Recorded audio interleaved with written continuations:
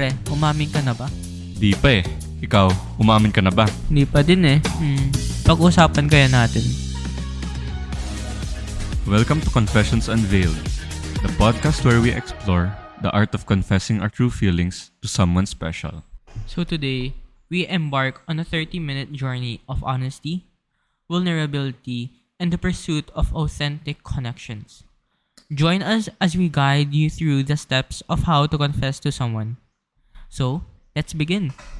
Ang first step, self-reflection. Bago ka umamin, take the time for self-reflection. Intindihin mo muna kung ano yung motivations mo, emotions mo, pati na rin ang expectations. Tanungin mo sarili mo bakit gusto mong umamin at kung ano yung na-expect mong mangyari. Kung gusto mo lang umamin, o gusto mong masagot, o gusto mo lang sabihin without expecting nothing in return. Maging malinaw ka sa intentions at feelings mo. At kung tapos na yon, pwede ka na mag-prepare sa susunod na steps. Kaya ayon, kung ginawa mo yon, at least alam mong wala kang regrets. Kasi sure ka na sa nararamdaman mo at gusto mong makuha. Timing is crucial. Finding an appropriate moment where you can both have a private and a good conversation, or in other terms, maayos yung conversation nyo na walang other distractions na pwedeng mangyari or nangyayari habang nag-uusap kayo. Dapat komportable yung mood, yung location, and dapat both of you should be at ease at can openly express yung sarili without any distractions from anyone. At bago ka rin mamili, magplano ka. Kung may resources ka man para magawa yung plano mo. Kung may location ka man na gustong mapuntahan na special sa'yo. O oras na alam mong maganda yung mood. Kung nagawa mo na lahat yon, goods ka na. Basta siguraduhin mong open kayo sa isa para ma-express mo freely yung nararamdaman mo at para mapakinggan ka niya. Kung naging uncomfortable man siya sa'yo, take a step back. Pag-usapan nyo ng maayos. Be open with your feelings with one another. Basta ayon, just limit your actions and your words. At kung di mo man nakuha yung gusto mo, control your emotions. Baka mag-outburst ka biglaan.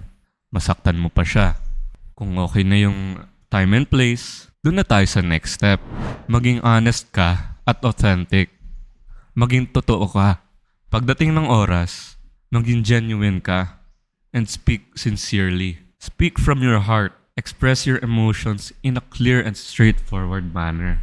Huwag ka nang paligoy-ligoy muna. Baka kasi maguluhan siya. Magka-mixed feelings ba kayo? Mixed signals. Huwag mo naman gawing parang scripted. Huwag mong i-rehearse. It's more special if you speak from the heart and in the moment. Kasi kung ginawa mo yon, alam niyang sincere yung nag-uusapan mo. Kasi hindi planado, tapos from the heart talaga. Kaya just let your words flow naturally. Ikaw, Gio, paano ka aamin sa step na to kung ikaw yung nasa situation nila? If ako aamin, hindi ko kaya eh. Pero if kaya ko umamin, straight to the point and walang paligoy-ligoy kasi it'll just be more awkward para sa amin. And yun, mas better to be honest and direct sa kanya. Kung ikaw, Lloyd, anong gagawin mo if magko-confess ka? Kung ako naman, totoo yung sinabi mo. Maging direct ka.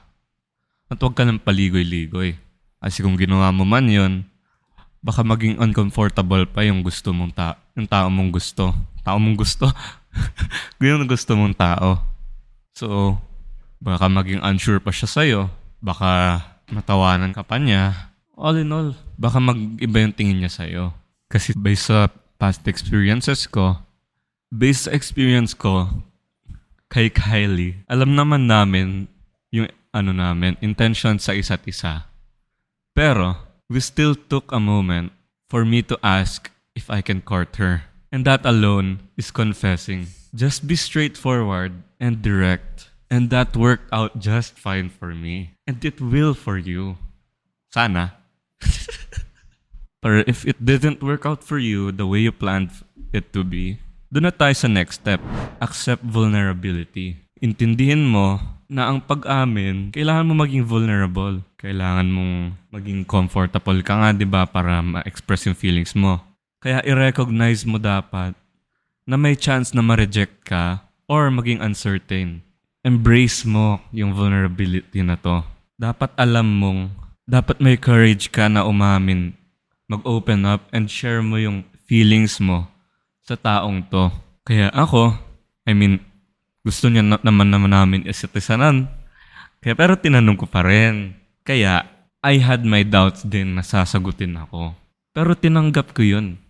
Yung risk na ma-reject ako or i-embrace niya yung nararamdaman ko. Ikaw, Gio. Sorry, pero hindi ako ganun na tao eh. Torpe kasi ako eh. Ayun guys, kita niyo yun. Mahina yun. Hindi siya matapang. Huwag mong tularan yun. Dapat maging proud ka sa nararamdaman mo and certain ka na gusto mo talaga to gawin. Bago natin pag-usapan kung na-reject ka man o sinugot ka, pag-usapan muna natin pagkatapos mo mag-confess. Hindi ko alam eh. Pwede ba paturo? Diba? Umamin ka na, diba? Nasabi mo na yung gusto mo sabihin, diba? Ganon. So, kung ganon, nasabi mo na, kailangan mo maging aware sa nararamdaman ng kausap mo. Ginagawa mo ba yun? Siyempre, oo. Sinasabi ko naman at ginagawa. At siyempre, alam ko din naman na may limits din yun. Okay, since alam mo naman pala, kailangan mong respetuhin nararamdaman niya. Na baka nabigla siya sa sinabi mo, di niya in-expect. Kailangan niya ng time to think para maging sure siya kung anong gagawin niya. I-reject ka man o i-embrace yung nararamdaman mo. Okay. Pero, kung di man nangyari yung gusto kong mangyari, o kung nangyari yung gusto ko, anong gagawin ko? Kahit anong mangyari, yung act na nag-express ka ng totoo mong nararamdaman, kailangan mo ng maraming tapang doon. It's a big step towards personal growth and this self-discovery. So do it for yourself while doing it for the person. Huwag kang mainis kung di mo nakuha yung gusto mo, pero kung nakuha mo gusto mo, maging appreciative ka. Be grateful. Magiging masaya siya na grateful ka na pinakinggan ka niya or sinagot ka niya. Gets mo naman na siguro, Gio, no? Sige. Thank you.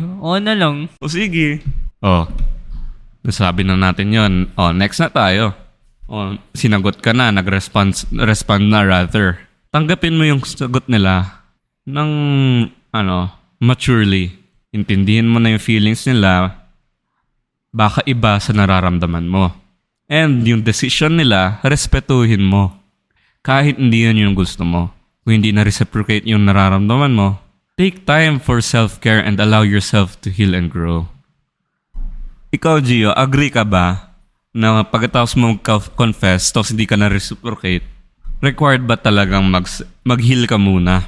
For me, I don't think kailangan mo na mag-heal ka agad. Hindi naman kailangan mag-heal, pero dapat may time din na hindi na required mag-take ng time para sa sarili. Pero kung may balak ka man mag-entertain ulit, dapat mag-heal ka muna. Dahil para di maging unspecial yung nararamdaman mo sa bago mo at para mabigay mo yung lahat na kaya mo para sa kanya. Ayun na nga, alam mo nang gagawin mo kung na-reject ka. Sa susunod naman, communication at yung relationship mo with them. Para hindi awkward, maintain open communication. Tapos yung friendship nyo, kung kaya nyo naman stay without the awkwardness, pag-usapan nyo and let it nurture on its own. Even if the romantic feelings are not mutual, at least you don't regret saying or rather telling that person how you feel. Don't forget na no matter the outcome, yung pag-express mo is something to be proud of sa sarili mo. It is a sign of growth and self-discovery. Kaya ayun, kung di mo nakuha yung gusto mo, mag-recover ka. At bago ka mag-confess, maging sure ka. At kung magko-confess ka na, huwag kang torpe. Ngayon na alam nyo na yung gagawin nyo, thank you sa pagsama sa amin sa episode ng Confessions Unveiled.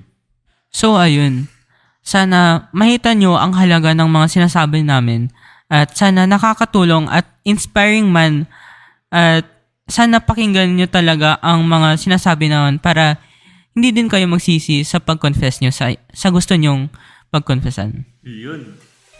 Kung may tanong naman kayo o kung kailangan nyo ng tulong, magtanong lang kayo. Pero kung may kwento-kwento naman kayo para i-share, mag-reach out lang kayo sa amin. We'll always listen for you. Hanggang sa susunod. Stay true to yourself and embrace the power of confession. Thank you for listening.